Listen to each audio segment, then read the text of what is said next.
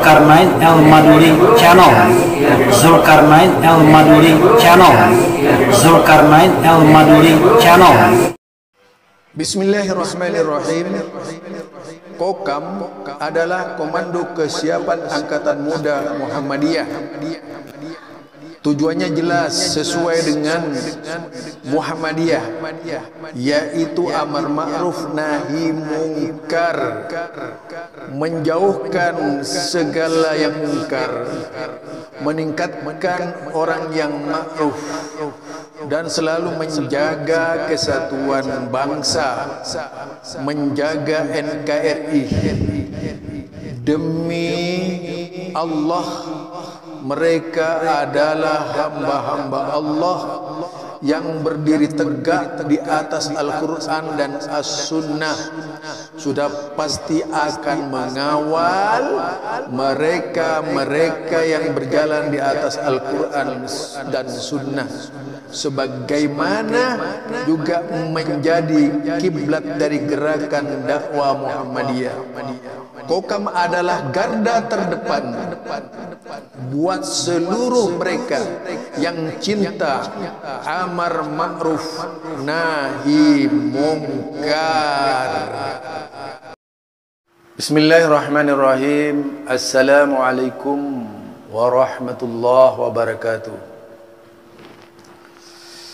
Alhamdulillah, fa inna ahsanal kalami kalamullah, wa khairul huda huda Muhammad sallallahu alaihi wasallam, wa syarrul umuri muhdatsatuha, fa inna kulla muhdatsatin bid'ah, wa kulla bid'atin dalalah, wa kulla dalalatin finnar.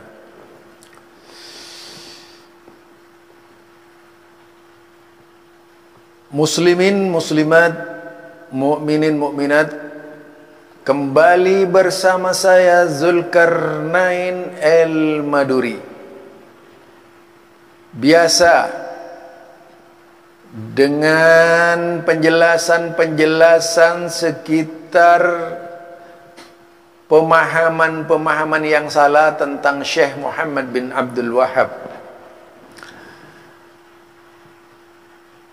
Dalam sebuah pengajian yang selalu dihadiri oleh Ustadz Firanda, biasanya selalu tidak bisa lepas dari usaha-usaha penggagalan yang dilakukan secara sistematis, masif, dilakukan oleh kelompok intoleran,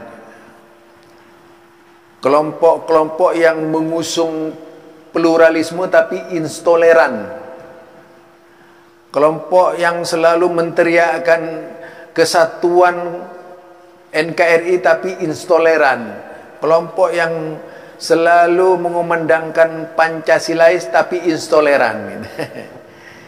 Lah, kelompok ini selalu hadir dalam berbagai pengajian-pengajian yang digelar oleh Salafi dengan maksud menggagalkan. Itu yang dilakukan dengan berbagai macam cara. Selain surat menyurat, terkadang melakukan demo agar tidak berlangsung pengajian di tempat-tempat yang diduga ada pengajian Salafi. Jadi mereka ini memiliki mata-mata, memiliki pasukan khusus yang memantau pengajian-pengajian Salafi. Sebenarnya kalau dilihat dari sisi prakteknya, ini adalah umat yang galau dengan pengajian. Jadi umat yang galau dengan pengajian.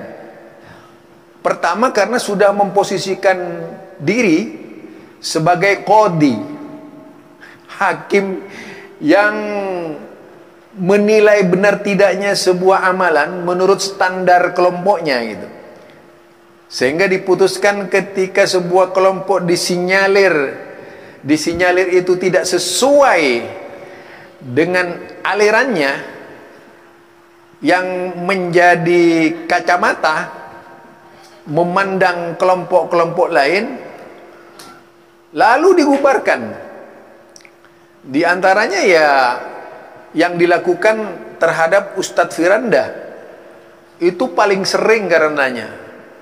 Di Aceh, di Jawa Tengah, di mana saja itu usaha-usaha dilakukan dengan sedemikian rupa. Sangat terasa sekali kalau itu sebenarnya tidak menunjukkan sebagai seorang hamba Allah yang toleransi, tapi menunjukkan hamba yang intoleran, yang hanya mengenal kebenaran berdasarkan kacamata kelompoknya, sebagai pemegang kunci Tuhan gitu, untuk masuk ke surga dan neraka. Sehingga setiap orang yang disinyalir ceramahnya itu tidak benar, menurut kelompoknya harus dibubarkan. Ya, kadang harus pakai surat. Apa sebenarnya ini galau, bukti kalau mereka itu tidak bisa berhujjah. Lah kalau memang merasa merasa sebagai sebuah kebenaran, sebagai umat yang merasa penuh dengan ilmu, sebagai umat yang penuh dengan pengetahuan dan berbagai macam referensi keislaman, mengapa harus takut dengan pengajian Ustadz Firanda? Seharusnya tidak perlu takut menurut saya. Itu ya, seharusnya tidak perlu takut. Sebenarnya gaya-gaya pembubaran itu menunjukkan rasa ketakutannya. Rasa ketakutannya, bias yang konon bisa merekrut orang-orang di dalam tubuh mereka untuk bergabung dengan pengajian Ustadz Firanda. Nah,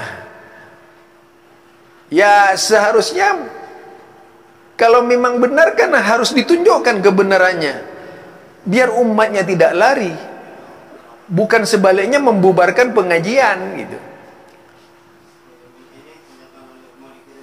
Jadi itu ya menurut saya.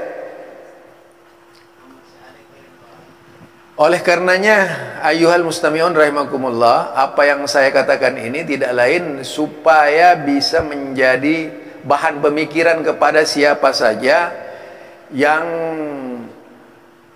merasa benar, tentunya bukan dengan cara-cara yang aniaya terhadap kelompok lain gitu. Tunjukkanlah, kalau dikatakan sebagai garda ahlus sunnah wal jamaah misalnya, ya ditunjukkanlah sikap-sikap as-sunnah, bukan sikap-sikap di luar sunnah yang tidak menunjukkan rasa kebersamaan itu tadi. Atau kalau perlu digelar dialog gitu antar pemahaman yang berbeda itu, dengan bahasa ilmiah, bahasa baik, dibantah dan sebagainya. Masa kalah sama di Inggris yang bisa mengakomodir dua agama yang berbeda, melakukan perdebatan di muka umum tapi tidak terjadi apa-apa. Ini Indonesia yang demokrasi bisa terjadi hal yang tidak diinginkan seperti itu, seperti membubarkan pengajian tadi gitu. Inilah yang tentu saja tidak saya kehendaki, dan mudah-mudahan Allah Subhanahu wa taala membimbing kita sekalian menjadi hamba Allah yang berada di jalan yang lurus, untuk senantiasa berada di bawah naungan maghfirah Allah Subhanahu wa taala. Kalau orang lurus itu pasti ada di bawah naungan maghfirah Allah Subhanahu wa taala, lindungan maghfirah Allah Subhanahu wa taala. Ini dari saya Zulkarnain El-Maduri. Mudah-mudahan tidak ada lagi pembubaran pengajian. Nah, kalau seperti yang terjadi di Gunung Kidul itu, akhirnya Kokam turun tangan dan sebagainya gitu. Ada sekitar 600 orang pasukan dari Kokam yang turun ke lapangan, di samping dibantu oleh kepolisian dan sebagainya. Dihadiri oleh 7.000 orang. Jadi pengajiannya besar tuh, 7.000 orang lebih malah ya. Nah, bayangkan ada hasutan dihasut, dan yang dihasut bukan main-main, itu aparat gitu, bahwa pengajian ini intoleransi, padahal dirinya sendiri yang toleransi gitu. Bisa ada sebagian umat Islam yang tidak mau dengan pengajian misalnya. Itu justru rasa intoleransi dari kelompoknya itu. Artinya pamir intoleransiisme gitu. Bukan menunjukkan rasa persaudaraan. Aduh. Inilah keberadaan umat Islam di Indonesia yang konon berpayungkan demokrasi, tapi tidak boleh menyampaikan perbedaan di tengah-tengah masyarakat. Nah, ini namanya sudah sangat keterlaluan.